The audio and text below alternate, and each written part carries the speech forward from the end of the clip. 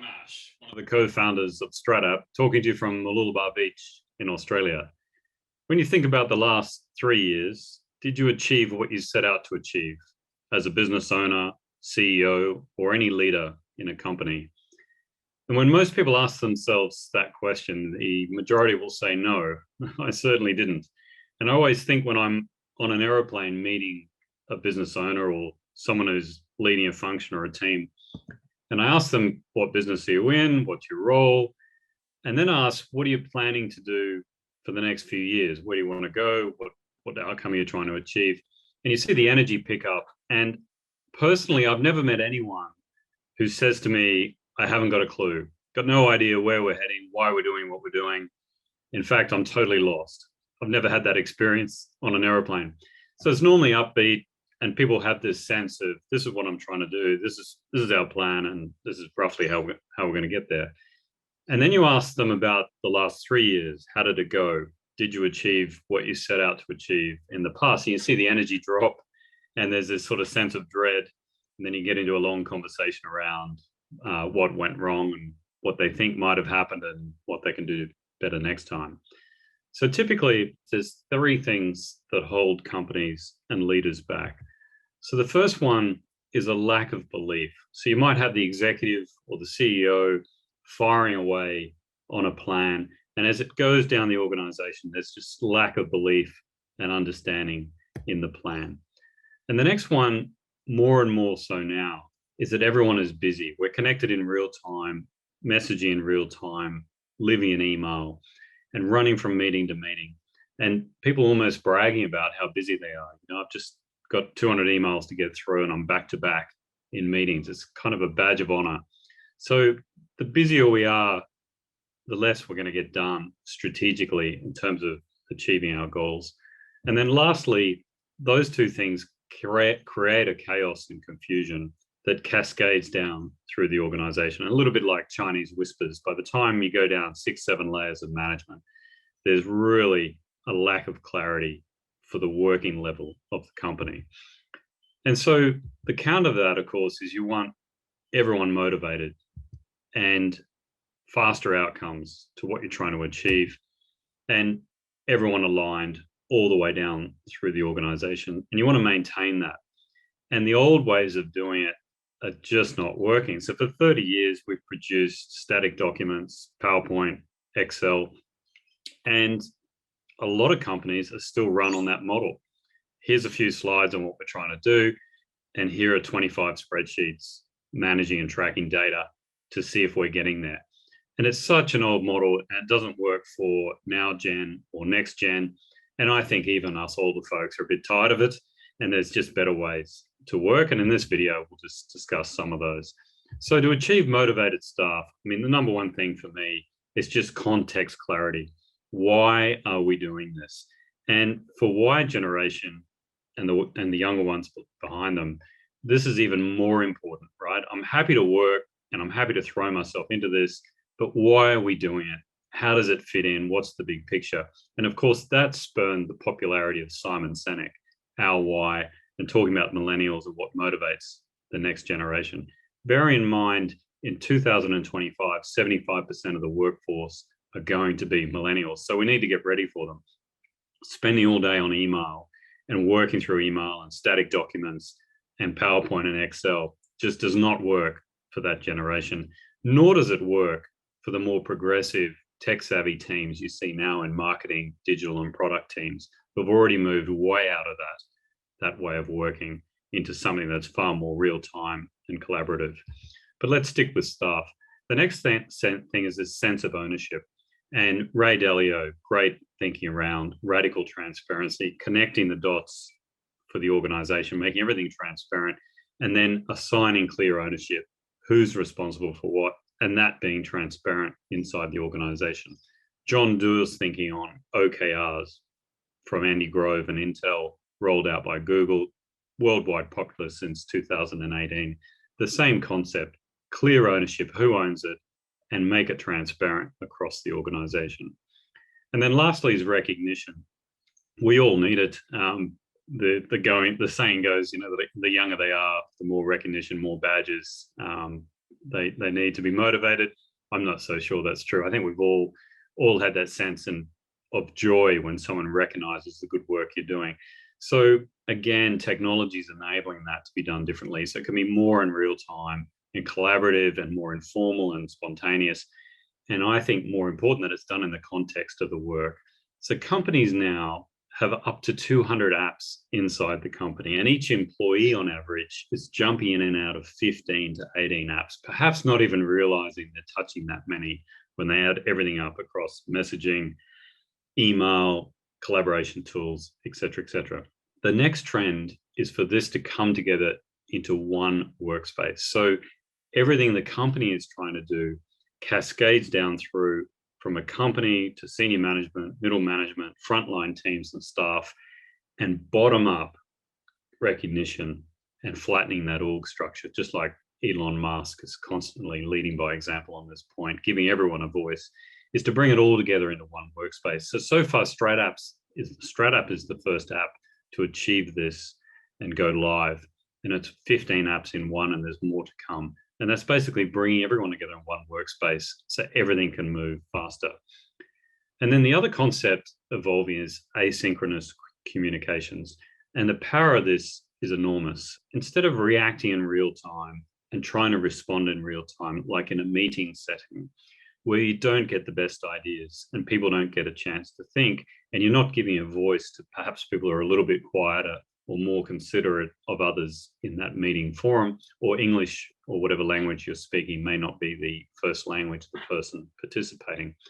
So asynchronous communications is, and it goes together with the one workspace idea and providing context and clarity on the top left of the slide, is imagine if all the communications are naturally organized around the work, from strategy to objectives to key results to the projects and tasks and meetings taking place below those. If the communications are all organized naturally around the work taking place, then people can have more time to put forward their best responses. And of course, this then feeds to all sorts of, opens up all sorts of opportunities. So it gives more people a voice, which is really important. And then you can start to expand into different time zones, geographies, and different business models. So you might have more partnerships and outsourcing relationships or offshore teams doing different parts of the work. And it's easy for everyone to participate because the communication is naturally organized around the whole hierarchy of work. So this is a fast trend that's coming to business. Asynchronous communications, moving away from real-time messaging. Fast is not always better when it comes to ideation and problem solving. The next one is just evolving at speed. It goes back to Ray Dalio's thinking a little bit, but also Professor Roger Martin and his constructs around setting direction, testing, and evolving, and of course, the best book on strategy, Good Strategy, Bad Strategy, by the guru Richard Rumelt. Always talking about testing and evolving strategy based on what's happening, instead of locking yourself into this 10-year plan and trying to break it down into enormous detail. Much better, lean agile theory, same, right? Lean startup, much better to launch and learn and evolve as you go, and therefore build a capability where you can bring everyone along that journey without creating confusion and chaos, which I'm going to talk to next. You still want to keep everyone aligned. And again, this goes back to that one workspace. So if you've got 15 apps in one, which is stratapp, everything from strategy, objectives, projects, tasks, meetings, all taking place in one experience with the social collaboration organized around the work, then you're able to evolve at speed. And it's no longer a big deal. It's not a static PowerPoint document. Our plan is a tree. The tree's evolving all the time. You can see it live and in real time. You've got clarity and ownership, recognition. Everyone knows where they fit in. The fact that it's changing all the time is not a weakness. It's actually what's necessary today to succeed in today's world. Regardless of the sector or the size of the company you're in, you have to change. You have to be able to change and evolve at speed. So technology is moving this direction, and stratapp, I think, is at the forefront of that. Keeping everyone aligned. So this is really back to Ray Dalio. So you're all aligned if everyone can see what everyone's doing. And I love the millennials' take on this. My generation would come to work, not so much clock in, clock out, although we are, born under the factory model of go to work every day, get stuck in traffic, come home every day, be seen to be seen. You know, that's my age group. Not trying to be too harsh on my colleagues out there. I love the next generation, right? Hey, I'm not busy. I'm not going to pretend to be busy. Feet up on the desk, listening to music, chilling out on Netflix or YouTube. Hit me up when you've got something for me to do. They're totally comfortable with transparency. It's really refreshing. And what they don't want to do is pretend to be busy. And I think a lot of folks my age are running around pretending to be busy, and that's how they've been trained, as opposed to trying to knock the work over in 3 or 4 hours and chill out and be creative and go and do something else. So big one around keeping everyone aligned in the context of the company succeeding is how do you create genuine real-time transparency through the whole organization? The other side of the millennial thing, which is really positive, is that messaging that says, I'll give you my heart and soul as a young worker in this company. If I can see you, the owners of the business or the senior executive and the CEO and the management teams below them, if I can see what you're doing and that you're committed and you're throwing yourself into it, and I can see that in real time in an organized way, back to one workspace. If I can see everything from strategy, objectives, projects, how it all hangs together, then my motivation as a young person joining this company is huge. And I not only want to throw myself into my role and what you've allocated to me, I want to volunteer because I can see what's going on. I want to volunteer to these other things taking place in the company. So really refreshing. That's the trend. And it's fundamental to keeping everyone aligned and being able to evolve at speed. Connecting strategy to daily work. So I've talked a little bit about it so far in terms of one digital workspace, ownership and context. So bringing together sort of the latest thinking on this. So let's separate strategy development from strategy execution and daily work. So there's, I think, the latest count professor in the UK has done a PhD on this. There's 96 different methods to create your strategy. So I'm certainly, as a product designer for stratapp and an ex-strategy consultant who used to invest in companies, a bit of a balanced perspective, I'm certainly not going to be able to create something for you to develop your strategy, prioritizing which of the 96 are best for you. It's quite complicated. However, once you've set your strategy and your direction, there's some really good constructs to lay it out and go forward. So I mentioned Roger Martin earlier. He has a very good direction construct. And then best practice is to lay your strategy out as a tree. So goals flow to sub-goals, to actions, to sub-actions, or whatever you want to call them. And then best practice, so I'm talking the last 12 months, is for the tree to be alive and interactive at all levels. So that even though you're setting objectives and key results for the next 30 days or 90 days, typically, depending on what size company you are, the strategy tree is still evolving, as I mentioned earlier. So again, having one digital workspace, and the workspace in stratapp includes the direction piece, mission, vision, values, of course, and then the evolving strategy tree before you get to OKRs. Having it all in one workspace keeps the leadership team and the teams in the business that are working on strategy, keeps everyone engaged whilst you're executing your OKRs. And it's fundamental to keep the two connected and bring it together in one workspace. And then the next step then is the daily work. So it's so easy in stratapp or any other app to say, hey, these are our ideas and here's our plan, right? We want to do this, and it breaks down to this, and it breaks down to this. And that's the easy part. The execution, ideation and planning and workshops, anyone can do it, right? It's the evolution of the plans and connecting the daily work to the plans. It's fundamental to keep everyone aligned. And so far, stratapp's the first tech to bring all of that together in one workspace. And there'll be more apps, of course, that'll come onto the market that do this.